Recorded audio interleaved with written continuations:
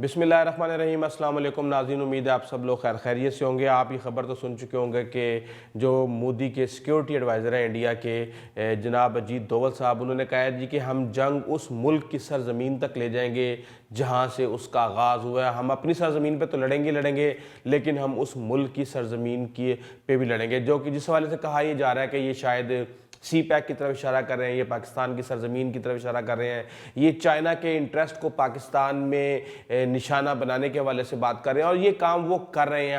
आपने देखा है कि कुछ अर्सा पहले हमारे 20 से ज़ायद सिक्योरिटी एहलकार जो है वो शहीद हुए हैं और इससे पहले भी ये अटैक हो चुके हैं। कराची स्टॉक एक्सचेंज में भी हुआ है। तो मोदी या इंडिया से कोई आप जो है अच्छाई की तो आप उम्मीद रख नहीं सकते। ये काम वो आज से नहीं, पता नहीं कब से करते रहे, जब से पाकिस्तान का वजूद है उस वक्त से करते आ रहे हैं। इसलिए इनकी इस तरह की धमकियों को मैं नहीं समझता कि सीरियस लेने की ज़रूरत है। इसी तरह एक बीजेपी उत्तर प्रदेश के चीफ हैं सवातंत्रा यादव सिंह, वो कहते हैं जी कि मोदी ने हमले का फैसला कर लिया है, तारीख तय हो चुकी है और चीन और पाकिस्तान को जवाबी कार्रवाई के लिए अब तैयार रहना चाहिए। ये भी एक बहुत बड़ा ड्रामा है बेसिकली वहाँ की आवाम को खुश करने के लिए। मैं ये समझता हूँ कि इस वक्त जो पाकिस्तान को इंतहाई संगीन तरीन जो ख़तरात हैं वो पाकिस्तान के अपने अंदर से हैं।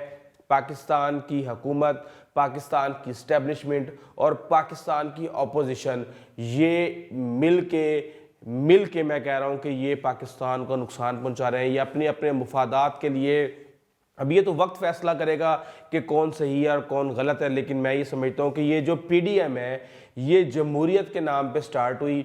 जमहूरियत के नाम पे स्टार्ट होने के बाद इसने कहा जी कि फ़ौज मुजरिम है, फ़ौज बलूचिस्तान में कातिल है, फ़ौज इलेक्शन चोरी करती है, कश्मीर, अगर अभी तक कश्मीर के लोगों के मसाइल हैं तो वो फ़ौज की वजह से हैं, बलूचिस्तान में महरूमियाँ फ़ौज की वजह से हैं। हमें अफ़गानिस्तान और पाकिस्तान का जो बॉर्डर है उसको हम उखाड़ फेंकेंगे। हम जोग्राफियाई जो हमारी सरहदें हैं हम उसको मानने के लिए तैयार नहीं है। इवन हम नज़रियाती जो सरहदें हैं हमारी कायद-ए-आज़म के हवाले से वो हम मानने के लिए तैयार नहीं है। हर बुराई की जड़ फौज है, अदलिया को कंट्रोल किया जाता है। आप ये देखें कैसे एक हमला करते हैं, उसके बाद जब वो देखते हैं कि यार इस हमले से तो बच गए, उसके बाद फिर वो शदीद हमला करते हैं, उसके बाद फिर शदीद हमला करते हैं। और कहा यह जा रहा है कि दूसरी तरफ से जो खामोशी है, दूसरी तरफ से मुलाकातें और राब्तों का सिलसिला जारी है। ये जो मियाँ नवाज शरीफ ने छोड़ी थी ना कि हमारा कोई भी बंदा अब राब्ता नहीं करेगा इस्टेब्लिशमेंट से। मैं आपको बता दूं कि नून लीग के जो है ख्वाजा आसिफ, एहसन इकबाल, राना तनवीर, मुसलसल इवन शाहिद खकान अब्बासी भी किसी न किसी तरीके से राब्ते में है। वो जो इस्टेब्लिशमेंट की जो नाराज़गी है उसके पैगामात वो पहुंचाते रहते हैं, बताते रहते हैं और इस हवाले से काफ़ी चीज़ें सामने आ गई हैं। इवन ये भी कहा जा रहा है कि शाहिद खकान अब्बासी को हुकूमत बनाने के हवाले से जो है ना ऑफ़र की है इस्टेब्लिशमेंट में। ये चीज़ें चलती रहती हैं। आपको पता होगा जब मियाँ नवाज शरीफ कोयटा में कराची में जब जलसे से वो खिताब नहीं कर पाए तो उस वक़्त एतजाज़ एहसन ने कहा जी GHQ से ब्रिगेडियर का फ़ोन चला गया है और मियाँ साहब दुबक के बैठ गए हैं, अब उनकी आवाज़ नहीं आएगी। लेकिन आपने देखा कि कोयटा जलसे के अंदर वो और एक नए जोश और बलबले के साथ आए। इसी तरीके से यहाँ पे भी एक प्रोपेगेंडा किया जाता है कि जी इस्टेब्लिशमेंट ने अपने हथियार डाल दिए हैं, इस्टेब्लिशमेंट तैयार है इमरान खान की हुकूमत गिराने के लिए, आपको हुकूमत देने के लिए तैयार है, बस उसके लिए आपको ये करना है ये करना है। ये चीज़ें बहरहाल चल रही हैं। लेकिन मैं ये समझता हूँ कि जो लोग ये समझते हैं कि मियाँ नवाज शरीफ जमहूरियत की जंग लड़ रहे हैं, जमहूरियत की बका की जंग लड़ रहे हैं, वो अहमकों की जन्नत में रहते हैं। और जो लोग ये समझते हैं कि इमरान खान किसी भी सूरत NRO नहीं देगा, वो भी अहमकों की जन्नत में बसते हैं। मियाँ नवाज शरीफ इस कौम को कई दफ़ा धोखा दे चुके हैं। उन्होंने 1993 में कहा था कि मैं डिक्टेशन नहीं लूँगा, फिर 96 में भी डिक्टेशन ली, फिर 2013 में भी डिक्टेशन ली और थ्रू आउट डिक्टेशन लेते आ रहे हैं। बेसिकली वो उनका एक वो ये समझते हैं कि वो इस वक्त पाकिस्तान के सबसे ताकतवर वो शख्स हैं। सिर्फ एक इदारा है जो उनके रास्ते में रुकावट डाल सकता है, जो कह सकता है कि नहीं ये बात सही नहीं है और ये गलत है, तो वहाँ पे आके मामलात ख़राब हो जाते हैं। बेसिकली बात ये है कि देखें इदारे करते हैं जो उनके ऊपर इल्ज़ाम लगाए जा रहे हैं कि हुकूमतें चेंज करते हैं, हुकूमतें जो है ना यहाँ से हॉर्स ट्रेडिंग यहाँ से उठा के वहाँ डाल देते हैं। तो जाहिर सी बात है जनरल क्यानी ने 49 MPs जो हैं वो मुस्लिम लीग नून की गोद में डाले थे PMLQ से लेके। तो ये करते रहे हैं जनाब, ये उनके लिए भी करते रहे हैं, ये आज भी हो रहा है, ये सारा कुछ हो रहा है। और आपको पता है कि जो जागीरदार ख़ानदान है, जो कुछ बनारसी ठग है, वो हमेशा किसी न किसी के इशारों पे चलते हैं, किसी न किसी के कहने पे चलते हैं। शायद इस्टेब्लिशमेंट का रोल दुनिया के हर ममालिक में होता है, यहाँ पे थोड़ा सा ज़्यादा है। बहरहाल वो इसलिए कि पाकिस्तान एक सिक्योरिटी स्टेट है। अब बात यह है कि क्या अपोजिशन को NRO मिलेगा, क्या इस्टेब्लिशमेंट जो है वो NRO देने के लिए तैयार है? क्योंकि इमरान खान के साथ तो वो होना है जो लास्ट टाइम आपको पता है कि मियां नवाज शरीफ को किस तरीके से, जिस तरीके से मक्खन में से बाल निकालते हैं उस तरह निकाल के और बाहर भेज दिया गया, और इमरान खान रिपोर्टें देखते रह गए। तो जाहिर सी बात है, जब निकालना होता है तो कोई ना कोई ड्रामा क्रिएट करना होता है, कोई ना कोई सीन बनाना होता है। तो आगे भी सीन बनेगा, कोई ना कोई मुल्क की सालमियत को ख़तरा हो जाएगा, कोई ना कोई और चीज़ें हो जाएंगी। तो वो डिसाइड जब होगा तो जाहिर सी बात है, इस वक्त मियां नवाज शरीफ जमहूरियत की कोई जंग नहीं लड़े। मियां नवाज शरीफ इस वक्त चाहते ये हैं कि उनको एक अच्छी और बेहतर डील मिल जाए, और वो एक बेहतर डील हासिल करने के लिए इस वक्त इस्टेब्लिशमेंट के ऊपर प्रेशर डाल रहे हैं।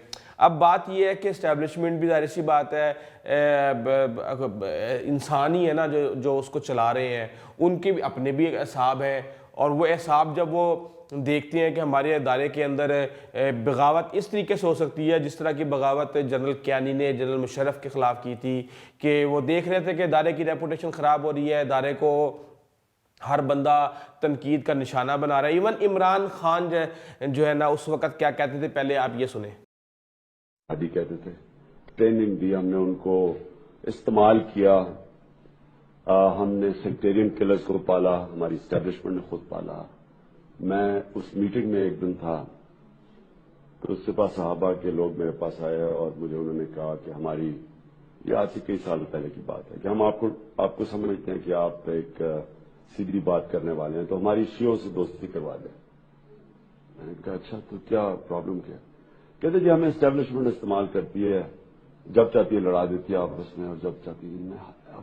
मैं हैरान रह गया। ये किसने कहा आपसे?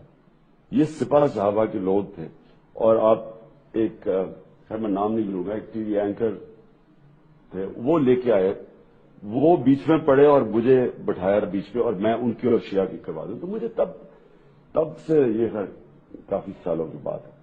बात यह है कि काशिफ, इस मुल्क में हमने अपना एक बर्बादी खुद की है। खुद ही पहले हमने लोगों को एक तरफ लगाया, फिर उनको बाद में पहले पैसे लेके जहादी बनाया रूसियों के खिलाफ, फिर उन्हीं को ही अमेरिकनों से। आपने देखा कि इमरान खान कितना खुल के उस वक्त बोल रहे थे, और यही वो स्टेटमेंट्स थी जिसने इदारे के अंदर बेचैनी पैदा की। और उस बेचैनी के बाद जनरल क्यानी मजबूर हो गए कि वो अपने जो बॉस थे, जिन्होंने उनको सब कुछ बनाया था, जिन्होंने उनको ISI का चीफ बनाया था, जिन्होंने उनको आर्मी चीफ बनाया था, उनको किसी भी तरीके से वो गोली करा के और बाहर करें और मुल्क बचाएं। और इन्हीं जो लुटेरे हैं दोनों, पीपल्स पार्टी और नून लीग, उनको वापस ले आए। देखें, बात यह है कि इस वक्त सिर्फ मियां नवाज शरीफ को खुद अपने लिए इज्जत चाहिए। और आपको पता है कि किस तरीके से माजी के अंदर ये किस तरीके से जमहूरियतों का तख्ता उलटते रहे हैं। लेकिन अब इस वक्त बात यह है कि पाकिस्तान के बारे में बहुत कम, पता नहीं कौन सोच रहा है, कैसे सोच रहा है, मुझे नहीं समझ आ रहा। लेकिन इस वक्त तवज्जो हटाने की ज़रूरत है। तवज्जो चाहे किसी का ट्रांसफ़र करके हटाई जाए, चाहे किसी भी तरीके से की जाए। मेरे ख्याल से जो भी अपोजिशन के पंचिंग बैग हैं उनको किसी भी तरीके से आगे पीछे किया जाए, या इमरान खान में मैं ये समझता हूँ कि इमरान खान अब हर कहते हैं जी मैं उसको निकाल दूंगा, मैं उसको निकाल दूंगा, मेरे साथ कोई ऐसे करेगा तो मैं ऐसे कर दूंगा।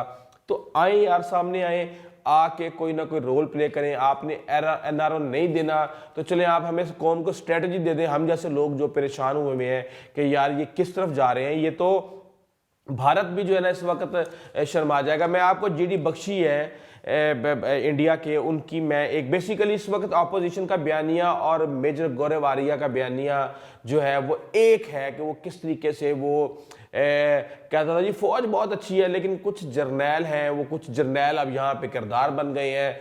और वो कहता है जी पाकिस्तानी फौज ने जमहूरियत के पीछे हुकूमत करने का तरीका सीख लिया है, इमरान खान मुश्किल में है और उनके मेंटर जनरल बाजवा भी निशाने पर है। पाकिस्तान ने चीन और तुर्की का इंतखाब किया है, अमेरिका और सऊदी अरब अपसेट है, और जनरल रहील शरीफ जो कि सऊदी अरब में है उन समेत काफ़ी सीनियर अफसर वो भी अपसेट हैं। यानी कि वो ये बता रहे हैं कि जनाब जिनके मुफादात अमेरिका और सऊदी अरब से वाबस्ता हैं वो तमाम जर्नैल परेशानी का शिकार हैं, जबकि हुकूमत ने एक और फैसला कर लिया है। और जाहिर सी बात है जब अमेरिका और सऊदी अरब अपसेट हैं तो वो फिर पाकिस्तान में भी चीज़ों को अपसेट करने की कोशिश करेंगे।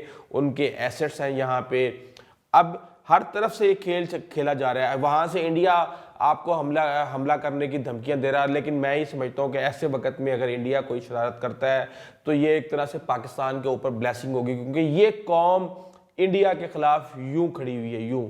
और अगर पाक फौज अगर भारत का सामना करती है, किसी भी प्लेटफॉर्म पे करती है, तो पूरी कौम उसके पीछे खड़ी हुई होगी। लेकिन मैं ये समझता हूँ कि जनाब मियाँ नवाज शरीफ साहब इस वक्त जो कि जमहूरियत को इज्जत दिलवाने के लिए भागे फिर रहे हैं, उनको कोई एक आधा जवाब तो हमें दे दें कि यार मैंने जनरल बाजवा की एक्सटेंशन के लिए मैंने इसलिए ये वजूहात थी, इस बंदे ने मुझे निकाल दिया, मुझे फारिग कर दिया, मेरे खिलाफ तहरीकें लेके आया, मुझे हुकूमत से बाहर करके मुझे इवन लंदन जाने पे मजबूर कर दिया, फिर भी मैंने लंदन से बैठ के अपनी पार्टी को कहा कि जनाब ये जमहूरियत की फतह होगी, ये आपके वोट को इज्जत मिलेगी, तो आप इन्हें वोट दे दें इनकी एक्सटेंशन के लिए।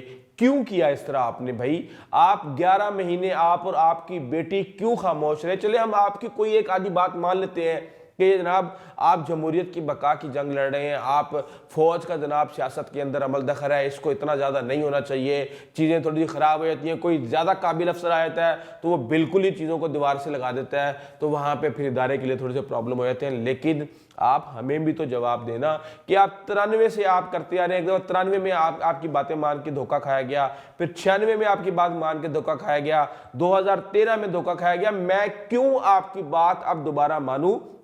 जो माजी में आपने गलतियां की हैं उनका तो हमें जवाब दें, उस हवाले से तो हमें एतमाद मिले। सिर्फ दूसरे को बुरा कह के, दूसरों की टांगे खींच के, दूसरों को नकम्मा नकट्टू कह के, उसको बच्चा कह के आपका कद कैसे अब बढ़ जाए हमारी नज़रों में, ये बहुत मुश्किल है। जबकि हमारी नज़रें क्या, ख्वाजा आसिफ को ले लें, चौधरी निसार को ले लें, आप ख्वाजा साद रफ़ीक को ले लें, आप एहसन इकबाल को देख लें, राना तनवीर को देख लें, इस समेत दर्जनों लोग, आपकी जमात के दर्जनों लोग इस वक्त आपके बयानिए से बहुत शदीद परेशान है।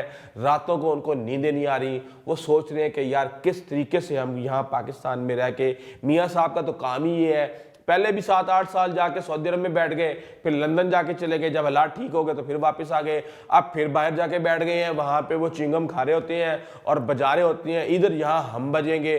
तो इस तरह तो नहीं होगा, जाहिर सी बात है। मियाँ साहब सिर्फ आप अपना ख्याल ना रखा करें, आप अपने साथ जो आपके लोग हैं उनका भी ख्याल किया करें, क्योंकि वो सब कुछ फिर बाद में उनको फेस करना पड़ता है। मैं वीडियो ज़रा लंबी होगी लेकिन फिर भी मैं जाते जाते एक बात बता दूं आपको। हुदैबिया पेपर मिल, जिसके अंदर इसहाक डार के 42 पेजेस के ऊपर दस्तखत थे, हर पेज पे अलग अलग कन्फेशन स्टेटमेंट थी कि मैंने मियां नवाज शरीफ के लिए मनी लॉन्ड्रिंग की, उस केस को आपने 2014 के अंदर लाहौर हाई कोर्ट से अपने हक में फैसला करवा लिया। क्या क्या आप नहीं करवा सकते? आप क्या चाहते हैं कि आपके सामने सारे लेट जाएं?